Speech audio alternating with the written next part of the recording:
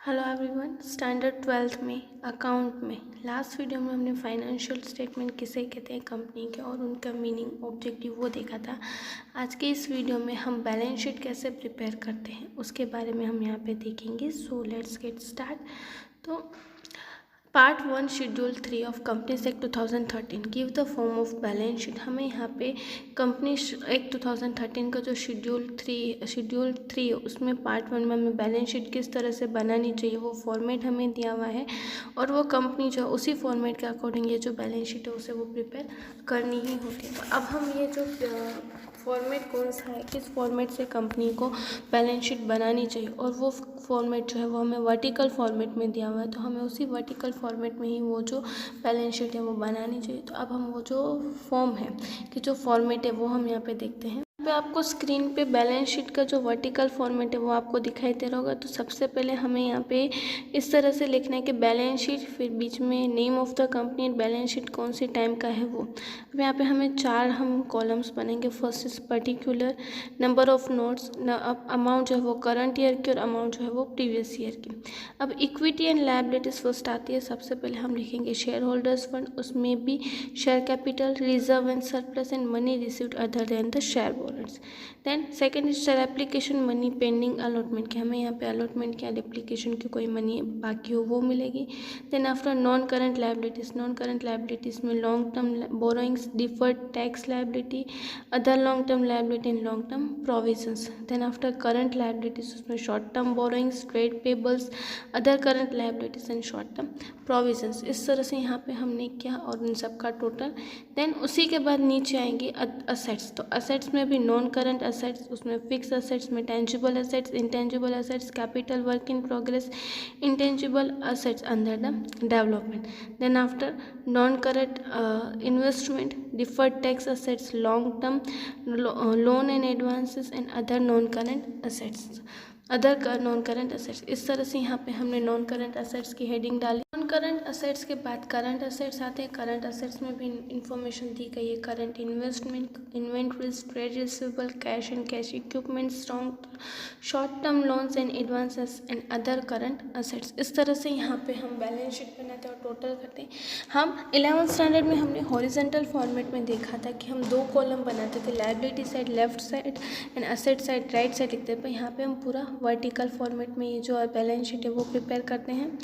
अब यहाँ पे 4 कॉलम्स बनाई जाती हैं और बैलेंस शीट जो है 2 हेडिंग्स दी जाती है। First is equity liability and assets, equity and liabilities, और उनके सबसेक्शंस जो हैं वो फर्स्ट कॉलम में दिए जाते हैं। सब हेड्स दिए जाते हैं, अलग अलग आइटम्स जो हैं वो लिखी जाती है और उसी हेड्स के अकॉर्डिंग जो सारी चीज़ें वो लिखी जाती है। और वो हम जब भी इंफॉर्मेशन लिखते हैं तो उसके रिलेटेड जो भी नोट्स होती हैं वो सारी नोट्स को हम प्रिपेयर करते हैं। थर्ड कॉलम हमें दी जाती है करंट ईयर की अमाउंट की और फोर्थ कॉलम जो है वो हमें दी जाती है प्रीवियस ईयर के अमाउंट की। और वो हम क्यों लिखते हैं, ताकि हमें पता चल रहा है लास्ट ईयर और करंट ईयर के कंपेयर में किस तरह से हमारा प्रॉफिट जो है वो बढ़ा है, मतलब कि हमारी असेट्स बढ़ी है, कम हुई है, क्या हुआ है, ये सारी चीज़ों में भी हमें पता चलता है। अब जैसे हम यहाँ पे बैलेंस शीट बनाते हैं सेम उसी तरीके से हम प्रॉफिट एंड लॉस अकाउंट भी बनाते हैं, ताकि हमें लास्ट ईयर और करंट ईयर के बारे में हमें पता चले कि हमारे यहाँ पे कितना चेंज आया और किस तरह से आया है वो। यहाँ पे देखते हैं कि अगर जब भी हम बैलेंस शीट बनाते हैं तो यहाँ पे आपको कुछ इंस्ट्रक्शंस दिए गए, वो इंस्ट्रक्शंस को फॉलो करना ज़रूरी होता है। When the expected is to be realized or it intend the sale or consumption, the company normal operating cycle, and if it is primary for the purpose of traded, it is to be accepted to realize within the 12 month of the reporting date। कि अगर हम current assets को हम किस तरह से ले सकते हैं कि उसे हम इजीली हम रियलाइज़ कर सकते हैं, उसे हम इजीली सेल कर सकते हैं, या 12 मंथ की हो, जो भी करंट असेट्स है वो हमारे 12 मंथ की हो तभी हम उसे करंट असेट्स की हेडिंग में डाल सकते हैं। The process of conversion of cash क्या होता है, raw material, conversion of raw material to finished goods and finished good into debtors and finally conversion से debtors into cash is called operating cycle. अब operating cycle का यहाँ पे meaning दिया हुआ है। मीनिंग क्या होता है कि जो हमारे पास कैश होते हैं उसमें से हम रॉ मटेरियल लेते हैं, रॉ मटेरियल में से हम फिनिश्ड गुड्स में कन्वर्ट करते हैं, फिनिश्ड गुड्स में से कन्वर्ट करके हम डेब्टर्स को सेल करते हैं और डेब्टर्स को सेल करने के बाद अगेन हमारे पास कैश आती है, तो that is called operating cycle. और उसके बाद इसके अलावा के जो भी असेट्स होती हैं, करंट असेट्स के अलावा के जो भी असेट्स होते हैं उसे हम नॉन करंट असेट्स कहते हैं। Same it liability can be classified as a under, कि यहाँ पे जो लायबिलिटी जो है वो करंट लायबिलिटी हम क्यों कह सकते हैं कि अगर वो फॉलोइंग कंडीशन जो है वो फुलफिल कर सके, कि ये जो सेटिंग जो होती है ऑपरेटिंग नॉर्मल साइकिल है वो सेटिस्फाइड कर सके, प्राइमरी पर्पस जो उसका ट्रेडिंग का हो, और उसे हम 12 मंथ के आफ्टर मतलब कि ड्यू डेट जो है वो 12 मंथ के 12 मंथ के बाद की हो, तब उसे हम कह सकते हैं कि करंट लायबिलिटी। और ऑल द लायबिलिटीज़ जो है करंट लायबिलिटीज़ के अलावा की जितनी भी लायबिलिटीज़ होती है उसे हम नॉन करंट लायबिलिटीज़ कहते हैं। A receivable shall be classified as a trade receivable. It is in respect of the amount due on account of goods or service rendered to the normal course of business। की यहाँ पे trade receivable कब कहा जाता है कि receivable के जब वो गुड्स जो है वो हमने सेल किया और सर्विस दी हो गुड्स के रिलेटेड, तभी वो ट्रेड रिसीवेबल होगा। और ट्रेड पेबल में भी इसी तरह से कि जो भी हमारे पास अमाउंट आने वाली है वो अमाउंट जो है वो हमने ट्रेड के रिलेटेड ही हम पेमेंट कर रहे हो, जो ट्रेड के रिलेटेड हमने परचेस किया हो या सर्विस प्रोवाइड की हो, तभी हम उसे ट्रेड पेबल भी कह सकते हैं। और कंपनी जो है वो फॉलोइंग नोट्स जो है वो बनाती है जब भी कंपनी फाइनल अकाउंट बनाती है इस तरह से। तो यहाँ पे आपको जो कुछ नोट्स दिखाई देंगी वो नोट से कंपनी बनाती है। सो फर्स्ट यहाँ पे हम नोट बनाते हैं शेयर होल्डर्स फंड की। शेयर होल्डर्स फंड में शेयर कैपिटल, उसमें से ईच क्लास ऑफ शेयर्स कैसे हैं, वो कितने हम नंबर ऑफ शेयर्स और उसकी अमाउंट कितनी है, number of shares issued subscribe and fully paid up but not fully paid and par value of shares, shares value के प्राइस में, तब हम ये सारी चीज़ें जो है वो डिस्क्लोज करते हैं। सेकेंड उसमें ही reconciliation and number of shares outstanding at the beginning at the end of the reporting period, कि हमारे शेयर्स कितने आउटस्टैंडिंग के कितने हमें मिलने के लिए बाकी हैं वो, फिर प्रेफरेंस शेयर्स कितने हैं, उसको अटैचमेंट करने के लिए कितनी क्लासेस में हमने डिस्ट्रीब्यूशन किया है, डिविडेंड हम कब पेमेंट करेंगे, कैपिटल हम कब पेमेंट करेंगे, वो सारी चीज़ें। और shares in the company held by share holders more than 5% share specifying the number of share holders, कि यहाँ पे कंपनी ने कितने शेयर्स होल्ड किए हैं वो, टाइप्स ऑफ सिक्योरिटीज अदर कितनी equities preferences along with the earliest date of conversion, कितने कॉल्स अनपेड है, कितने हम शेयर्स फॉरफिट किए हैं, ये सारी चीज़ें जो है वो हमें शेयर कैपिटल के हेड में मेंशन करना ज़रूरी होता है। Then after is reserve and surplus. Reserve and surplus में क्या आता है कि capital reserve, reduction reserve, security premium reserve, debenture reduction reserve, revaluation reserve, share option outstanding account, other reserve like dividend equilibrium reserve, investment reserve etcetera. Surplus में क्या आता है कि statement of profit and loss sharing, disclosing allocation and appropriation, कि जो हमें debenture dividend देना हो, बोनस से देना हो, ट्रांसफ़र करना हो, ये। And a reserve specifically represent by the remark investment, की जो इन्वेस्टमेंट को मार्क करने के लिए हमने रखा हो, that is called the investment fluctuation fund.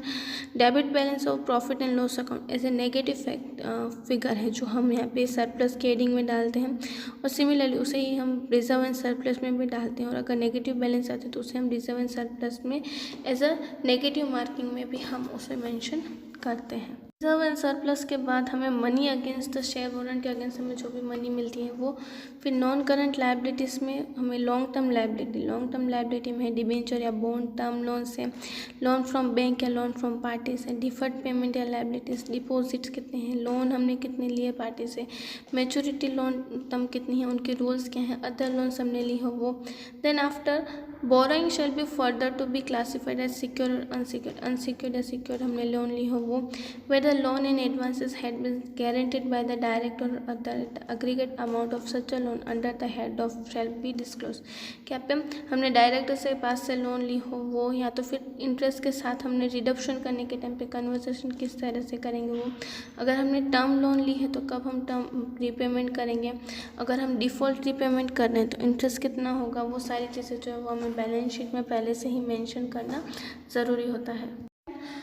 Deferred tax liabilities, फिर लॉन्ग टर्म लायबिलिटीज़ में होता है कि उसमें अदर लॉन्ग टर्म लायबिलिटीज़ में trade payables and provident fund और पेंशन फंड और ग्रेजुएटी फंड और एक्सेट्रा, ये एंड लास्ट में लॉन्ग टर्म प्रोविजन। तो ये लॉन्ग टर्म लायबिलिटीज़ में ये सारी चीज़ों को हम इंक्लूड करते हैं।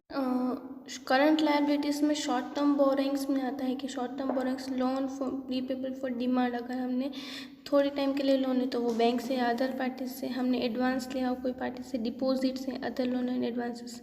Now borrowing shall further the sub class of secured and unsecured, कि हमने सिक्योर्ड या अनसिक्योर्ड लोन ली हो वो पहले से ही मेंशन करना चाहिए। हमने गारंटेड डायरेक्टर से लिया या किसी और से तो वो अमाउंट हमें दिखानी चाहिए, और वो अमाउंट जो है वो कब हम रीपेमेंट करेंगे और उसका इंटरेस्ट रेट कितना होगा, ये सारी चीज़ों को भी हमें पहले से ही मेंशन कर देना ज़रूरी होता है। अदर इस trade payables and current liabilities. Other current liabilities में होता है current maturity of long term debts, current maturity of financial lease obligations, interest occurred but not due on borrowing, interest occurred and due on borrowing, income received in advance or unpaid dividend, application money received for the allotment of securities and due refund, कि हमें money मिली है पर हमने देनी है, refund करनी है। फिर अनपेड मेच्योर डिपॉजिट से उनका इंटरेस्ट, अनमेच्योर डिपॉजिट और उसका इंटरेस्ट, अदर पेबल्स हैं, other like call receive in advance, ये सारी चीज़ें। Then after short term provisions में एम्प्लॉयज़ बेनिफिट,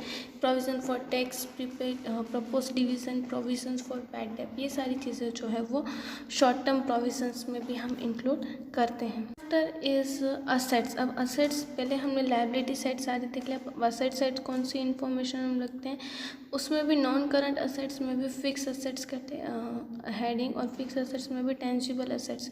उसमें टेंजिबल असेट्स में first is land, building, plant and equipments, furniture and fixture, vehicle, office equipments and other, that is the tangible assets. And then after उसमें भी leasehold assets. Leasehold assets भी हमारी क्या हुई, एक type के long term assets ही हमारे लिए होती है। आफ्टर इस इंटेंजिबल असेट्स में गुडविल, ब्रांड और trademark, computer software, publishing rights, mining rights, copyright and patents, receipt, formulate and technical know how, licence and franchises, other etcetera are included in the intangible assets. That means कि जिसे हम देख नहीं सकते, that is called the intangible assets.